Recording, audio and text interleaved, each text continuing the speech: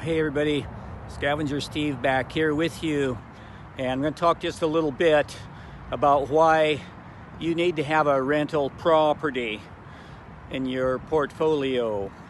And we have a property I'm just now selling. I've had it just a little over 9 years here in Des Moines, just a couple of blocks east of the Capitol building in Des Moines. And this is known as East Village Park, as you can see there in the background. This is one of two buildings that forms East Village Park.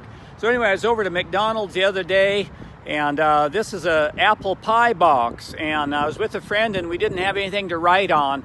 So I thought, well, I wonder if the inside of that box has a wax film or if it's regular paper. Well, we opened it up, and it was regular paper.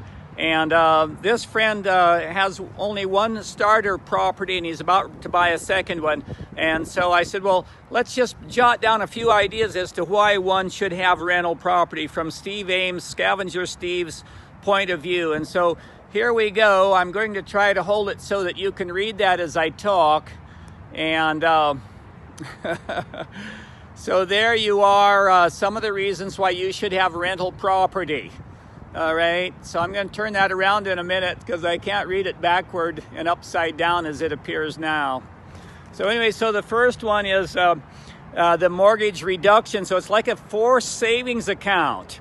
And even if your property is just barely breaking even, maybe you have some vacancies, maybe you have a lot of expenses in trying to get your property, your rental units repaired and back on the market.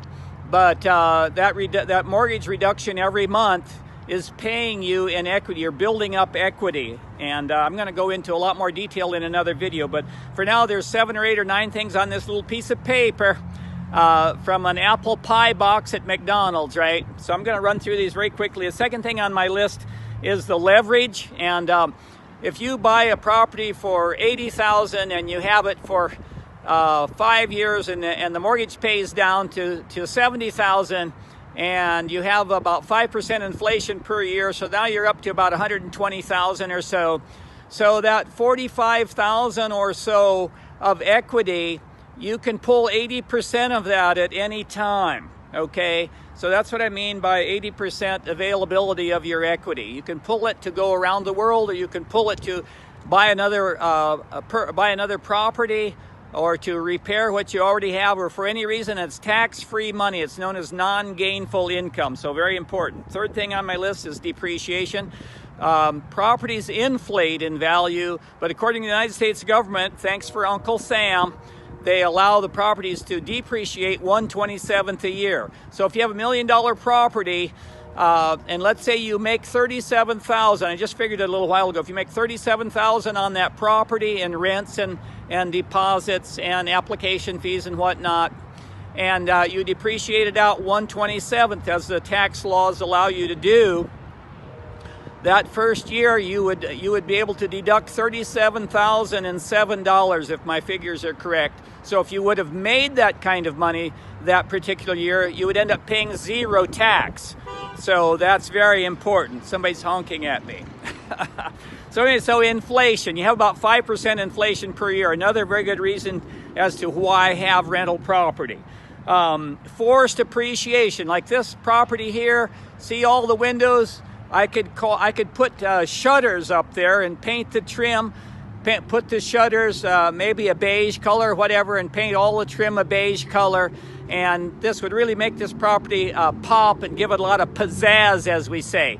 And somebody might pay $25,000 or $50,000 more than what they normally would. So that would be called forced appreciation. Maybe you get higher rents because it's a more attractive property. Lot more examples other than painting and putting up shutters when you define forced appreciation. But anyway, it gives you an idea. Then monthly income. Don't overlook the monthly income that you have. And that's not only rent, but that's laundry money, that's pet deposits, that's application fees, that's security deposits. And a lot of those are forfeited, by the way, because people leave with a stain on the carpet or whatever they can't explain. Then you have your standard deductions. Before we get to those, you have personal deduction. You can deduct your mileage. You get, Uncle Sam gives us 55 cents a mile. Lodging, if you're over 50 miles from home, you can do your meals.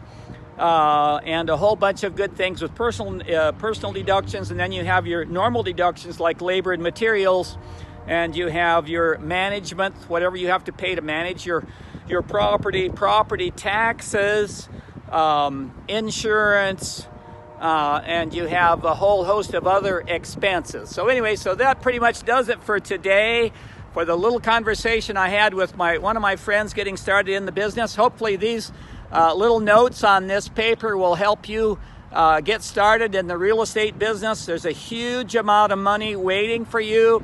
It makes no sense to not have rental property if you're in the United States of America, thanks to good old Uncle Sam.